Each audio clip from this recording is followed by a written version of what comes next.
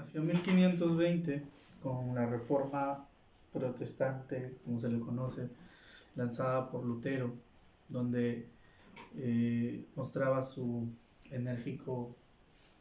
movimiento de fe, entre comillas, defensor de la fe católica, eh,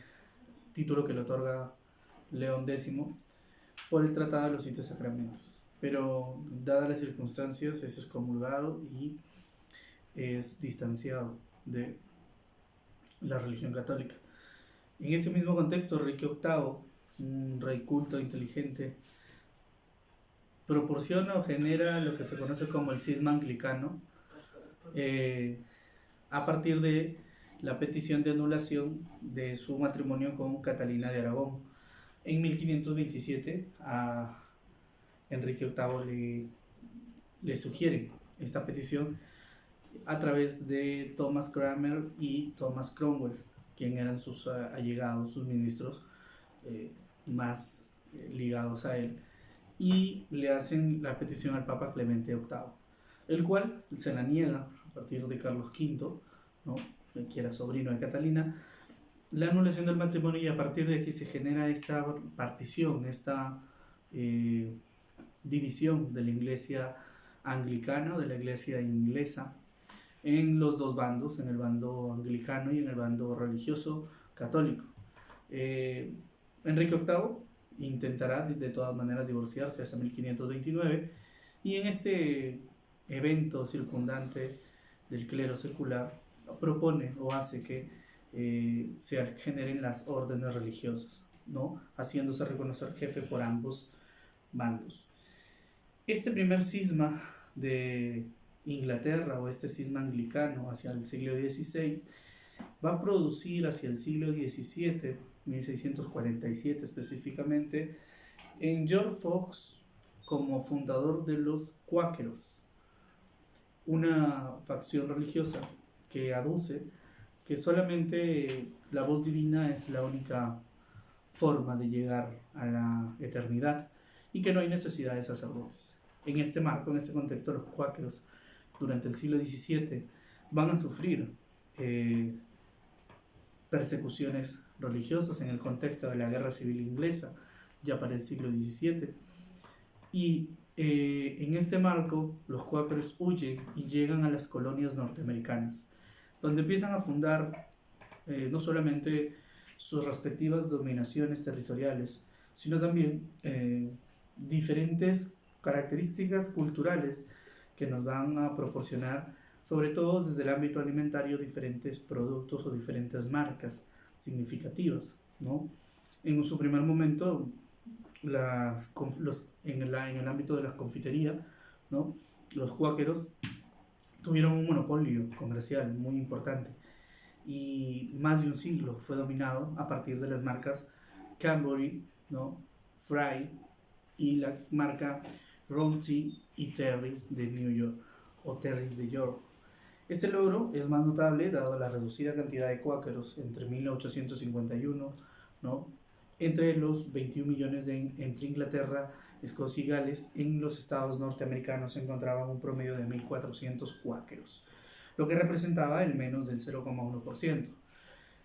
¿Por qué se hizo tan exitoso? Hacia el siglo XVIII, la presencia de la producción alimentaria va a permitir que aquella persona que haga un emprendimiento empresarial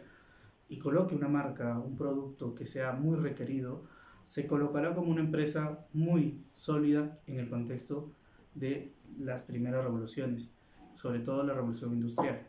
En este marco, empresas como Coca-Cola, ¿no?, como Fox, van a ir ampliando su territorio, ¿no? Hershey's también, ¿no?, los grandes imperios productores de productos alimentarios. El chocolate, Cadbury, va a ser o Cadbury's Cocoa, como estaba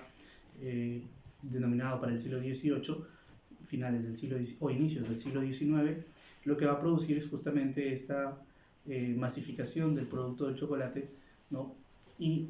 el consumo excesivo por parte de los estadounidenses ya. Pero todo esto a raíz de ese viaje, esa expulsión de los cuáqueros de los estados ingleses hacia los denominados estados norteamericanos, sobre todo el primer estado inglés en los llamados 3 estados de Norteamérica. Virginia va a ser una de las primeras llegadas de los cuáqueros. Hacia hoy los cuáqueros o cuáqueros, ¿no?, los conocemos a partir del Milk Chocolate, ¿no? Es una de las marcas que todavía queda.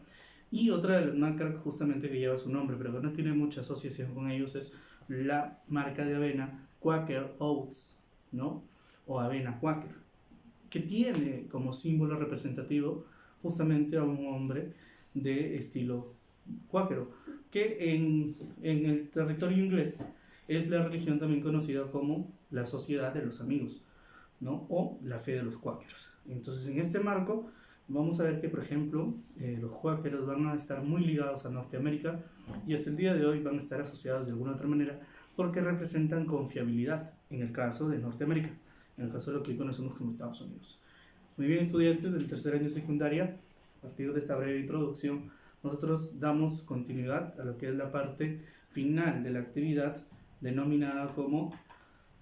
el colonialismo durante el siglo XVII, ¿no?, que en el propósito de esta actividad está, ¿no?, explicar la influencia de los actores sociales a través de sus acciones o omisiones mediante herramientas cartográficas a partir del colonialismo. En este caso, nosotros en la sesión anterior habíamos visto de manera un poco generalizada lo que es ya el espacio de la colonización, el colonialismo, lo que representa en sencillas líneas, ¿no?, y que además muestran justamente esos propósitos, ¿no?, esa búsqueda de nuevos territorios ultramarinos, que lo que más proponen es una ampliación imperial que una ampliación de abastecimiento de materias primas, que como veíamos entre las diferentes razones de causales, ¿no?, iban dando, justificando que este siglo XVII se ha caracterizado por justamente estos detalles, estos criterios. El colonialismo como tal, que es el dominio de territorios, se vuelve a repetir, ultramarinos, en el caso inglés va a ser un caso muy peculiar.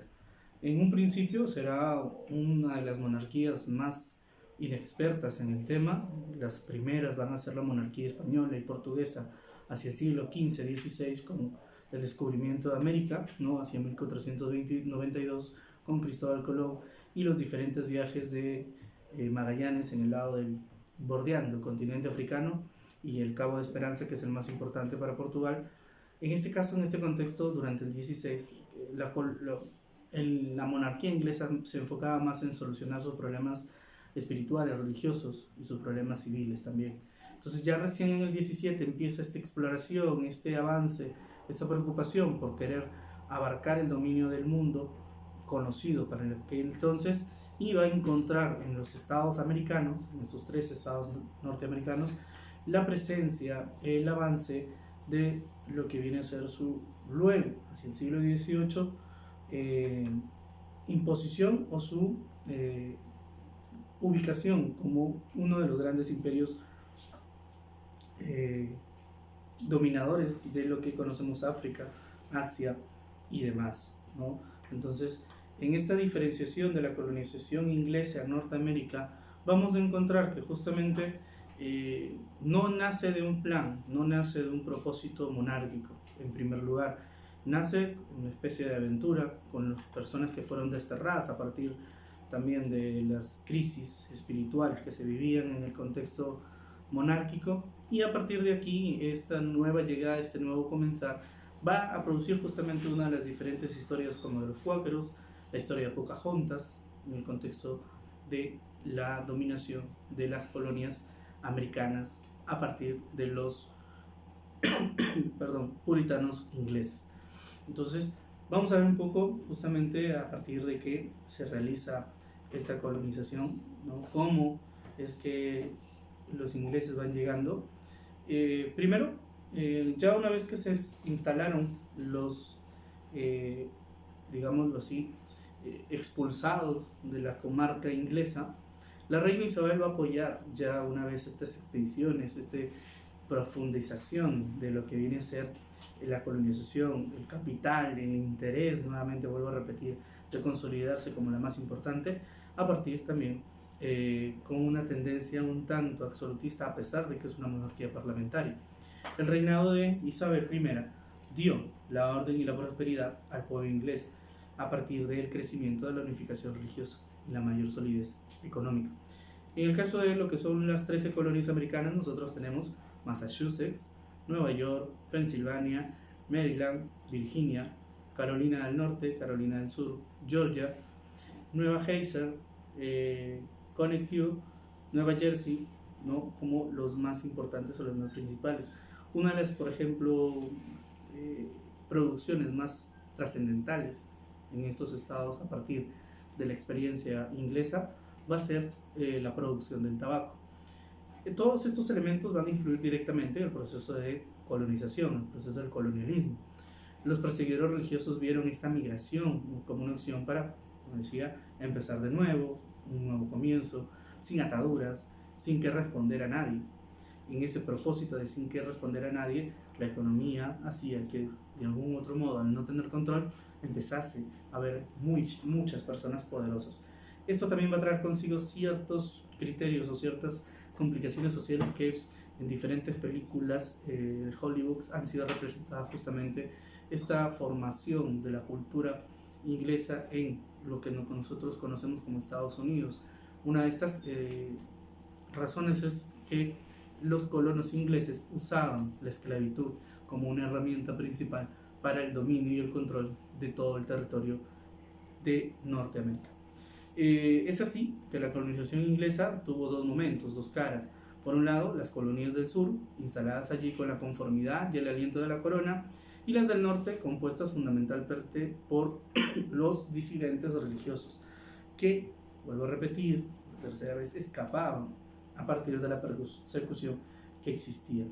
En este marco, en este proceso de colonización inglesa, nosotros vamos a adentrarnos y dar finalidad, un cierre a lo que es justamente la colonización, que es el paso previo al imperialismo del siglo XVIII.